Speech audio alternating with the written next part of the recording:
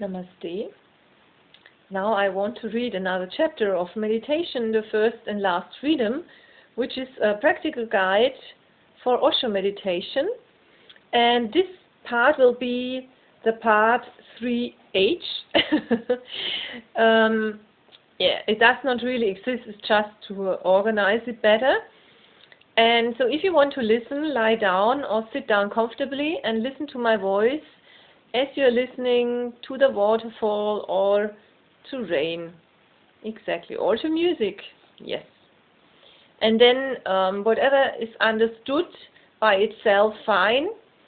And if you want to understand consciously, you can watch the video several times, but don't do any effort while listening, otherwise the deeper blessings will be missed if you do too much effort while listening. Okay, so I start now. Just sitting. You're simply sitting there, doing nothing, and all is silence, and all is peace, and all is bliss.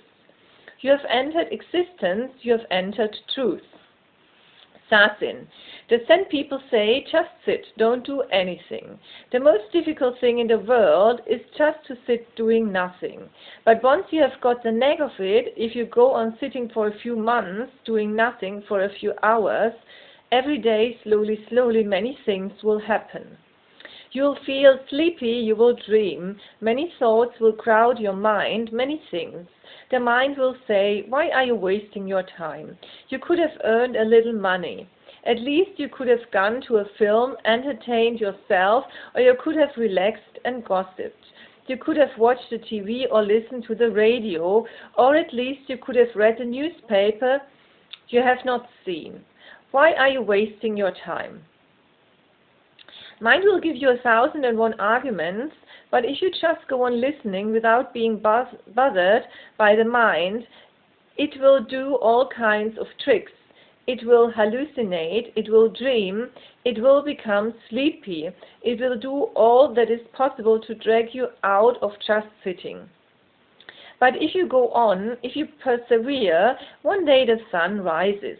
One day it happens, you're not feeling sleepy, the mind has become tired of you, is fed up with you, has dropped the idea that you can be trapped, is simply finished with you.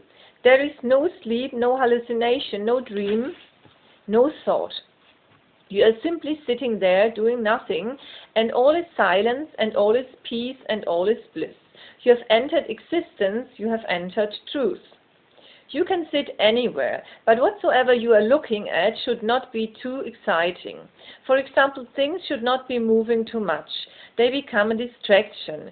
You can watch the trees, that is not a problem, because they are not moving and the scene remains constant. You can watch the sky or just sit in the corner watching the wall. The second thing is, don't look at anything in particular, just emptiness, because the eyes are there and one has to look at something, but you are not looking at anything in particular. Don't focus or concentrate on anything, just a diffuse image. That relaxes very much. And the third thing, relax your breathing. Don't do it, let it happen. Let it be natural, and that will relax even more. The fourth thing is, let your body remain as immobile as possible. First, find a good posture. You can sit on a pillow or mattress or whatsoever you feel to, but once you settle, remain immobile, because if the body does not move, the mind automatically falls silent. In a moving body, the mind also continues to move, because body-mind are not two things. They are one. It is one energy. In the beginning it will seem a little difficult, but after a few days you will enjoy it tremendously. You will see by and by layer upon layer of the mind starting to drop. A moment comes when you are simply there with no mind. Instruction. Sit facing a plain wall approximately at your arm's length away. Eyes should be half open, allowing the gaze to rest softly on the wall. Keep your back straight and rest on hand inside the other with thumbs touching to form an oval. Stay as still as possible for 30 minutes. While sitting, just allow a choiceless awareness, not directing the attention anywhere in particular, but remaining as receptive and alert as possible, moment to moment. Just listening. Hundreds of extemporaneous talks by Osho have been recorded on audio and video. He has suggested that sitting silently and listening to these talks can be used as a daily tool for meditation. Here he talks about the role of listening in meditation, both in terms of listening to his talks and in terms of just listening. When I'm speaking to you, I'm not trying to have a communication with your intellectual, rational mind. My purpose is unique. I'm using words just to create silent gaps. The words are not important, so I can say anything contradictory, anything absurd, anything unrelated, because my purpose is just to create gaps. The words are secondary. The silences between those words are primary. This is simply a device to give you a glimpse of meditation, and once you know that it is possible for you, you have traveled far in the direction of your own being. Most of the people in the world don't think that it is possible for the mind to be silent. Because they don't think it is possible, they don't try. How to give people a taste of meditation was my basic reason to speak. So I can go on speaking eternally. It does not matter what I'm saying. All that matters is that I give you a few chances to be silent, which you find difficult on your own in the beginning. I cannot force you to be silent, but I can create a device in which spontaneously you are bound to be silent. I am speaking, and in the middle of a sentence, when you were expecting another word to follow, nothing follows but a silent gap. And your mind was looking to listen, waiting for something to follow, and does not want to miss it. Naturally, it becomes silent. What can the poor mind do? If it were known at what points I would be silent, if it were declared to you that at such and such points I will become silent, then you could manage to think. You would not be silent. Then you would know. This is the point where he is going to be silent, so now I can have a little chit-chat with myself. But because it comes absolutely suddenly, I don't know myself why at certain points I stop. Something like this happening to any orator in the world will be condemned, because an orator stopping again and again means he is not well prepared, he has not done his homework. It means that his memory is not reliable, that he cannot find sometimes what word to use. But because it is not oratory, I'm not concerned about that. I'm concerned with you. And it is not only here in this assembly, but far away. Anywhere in the world where people will be listening to the video or to the audio, they will come to the same silence. My success is not to convince you. My success is to give you a real taste so that you can become confident that meditation is not a fiction, that a state of no mind is not just a philosophical idea, that it is a reality, that you are capable of it, and that it does not need any special qualifications. When you listen meditatively, you understand. When you listen concentratedly, you learn. If you listen with concentration, you will gain knowledge. If you listen meditatively, you will lose knowledge. And the difference is very subtle. When you listen with concentration, it means you are tense, too eager to learn, to absorb, to know. You are interested in knowledge. Concentration is the way towards knowledge. When the mind is focused on one thing, of course, it learns more. Meditation is unfocused mind. You simply listen silently, not with a tension in the mind, not with an urge to know and learn, no. But with total relaxedness, in a let go, in an opening of your being. You listen not to know, you simply listen to understand.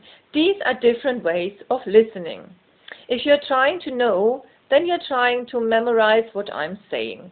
Deep down, you're repeating it, you are taking notes inside the mind. You're writing it in the world of your memories. You are interested in letting it become deeply rooted in you so you don't forget. Then it will become knowledge. The same seed could have become unlearning, understanding. Then you simply listen. You are not interested in accumulating it. You are not interested in writing it in your memory, in your mind. You simply listen, open, as you listen to music, as you listen to birds singing in the trees, as you listen to wind passing through ancient pines, as you listen to the sound of water in waterfall. There is nothing to remember, nothing to memorize. You don't listen with a parrot mind. You simply listen without any mind. The listening is beautiful, it is ecstatic, there is no goal in it. In itself, it is ecstatic, it is blissful. Listen meditatively, not with concentration. All schools, colleges, universities teach concentration because the goal is to memorize. Here the goal is not to memorize, the goal is not to learn at all, the goal is to unlearn. Listen silently and don't think that you will forget. There is no need to remember, only that which is rubbish has to be remembered because you go on forgetting it. Whenever you hear the truth, there is no need to remember it because it cannot be forgotten. You may not be able to remember the words, but you will remember the essence, and that will not be part of your memory, it will be part of your being. The art of listening has not been taught to you. Nobody has taught you how to listen. When I became a professor of philosophy, this was the first thing I did in all my classes. Every year, for the first month, I would not be teaching anything. For the first month, those who wanted to participate in my classes had to learn how to listen. Some of the students would complain, this is not part of the university course syllabus. Now where is it mentioned that for 1 month we have to learn to listen? The Vice Chancellor asked me, what is this that you ask students just to sit and learn to listen for 1 month? I said, what can I do? I have to deal with the whole burden of your society. This should have been done earlier in their education. It would have been easier. But he said, they are all here perfectly. Their ears are perfect. I said, it is not a question of ears. You can hear something while you are thinking inside, then that thinking gets mixed with your hearing. It is contaminated, corrupted. Then what you carry with you as if you have heard it is not what has been said. It is something else. It can be even just the opposite. You have prejudices inside which go on screening everything that passes through your ears. They prevent all that is against their prejudices, and they allow only that which supports their prejudices. I told the Vice Chancellor, now in this way you certainly cannot understand philosophy. I'm not concerned about other subjects, but in my subject it is impossible, because philosophy basically is an awareness of a problem from all its aspects. If you already have a set mind about it, for example, if we are discussing God and you already think that you know God exists or you know that God does not exist, then you cannot understand all the possible aspects. What will it mean if God exists or not? What will it mean if we simply remain indifferent to the question? What will it mean if we conclude that it is impossible to know whether God exists or not and we remain agnostic? And there are hundreds of other implications, but these are only possible to consider if you don't have a predetermined idea. In the beginning, it was very difficult for the students to sit for 1 hour silently listening. The birds outside, any noise, some professor shouting, some car passing, some airplane zooming by, and you just listen. Nothing has to be done, just poor listening. Many of them left before the month was finished. If 30 started, it was almost certain that only 10 would be left. But those 10 have remained grateful, not for what was taught after that 1 month, but for what they learned in that 1 month. What was taught afterwards was good to get the university certificate, but what they learned in that 1 month of silent listening became a new way of seeing things, of feeling, of being. The truth happens when you are in the mood of right listening. It has nothing to do with the object of listening. It has everything to do with the quality of listening. But we have forgotten how to listen. Even when we are silent, we are not listening. Even when we pretend to show that yes, we are listening, we are not listening. We are doing 1,001 things in the mind. Many thoughts are crowding in. Politely we show that yes, we are listening. Politely sometimes we not also we are listening. But deep inside us is a madhouse. How can you listen? To listen, you will have to drop your thinking. With thoughts, listening is not possible. If you are speaking inside while I'm speaking to you, how can you listen to me? Because you're closer to yourself than to me, your thoughts will be closer to you. They will make a ring around you and they will not allow my words to enter. They will allow only those ideas that are in tune with them. They will choose and select. They will not allow anything that is strange unfamiliar, unknown. Then it is not worth listening because you are simply listening to your own thoughts. And it is dangerous because you will think that you have heard me. Right listening means to be in totally receptive, silent mood. In Zen, the disciple sits for many months, sometimes years, before he becomes capable of listening. Whenever anybody came to Buddha, he would say, for 1 year or 2 years, you simply sit here. Nothing else has to be done. You simply learn how to sit. People would say, we know already how to sit. And Buddha would say, I have never come across a person who knows how to sit, because when I say sit, I mean sit. No turmoil, no movement of thought. Totally silent, utterly silent, no movement in the body, no movement in the mind. A pool of energy with no ripples. Then there comes a moment when you become so silent that the listener disappears. First your thoughts disappear, then your thinker disappears. The thinker is nothing but the one who makes the link between thoughts. The thinker cannot exist without thoughts. When thoughts are no longer there, suddenly the thinker evaporates.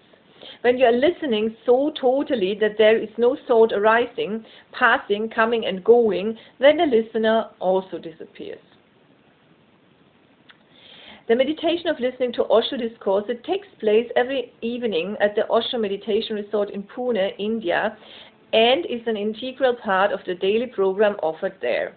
In addition, there are several distributors of Osho audio and video recordings around the world. For information about where to obtain these recordings, see the back of this book. So this was all about right sitting and right listening. I hope you enjoyed it, and I wish you all the best. Bye bye. Namaste.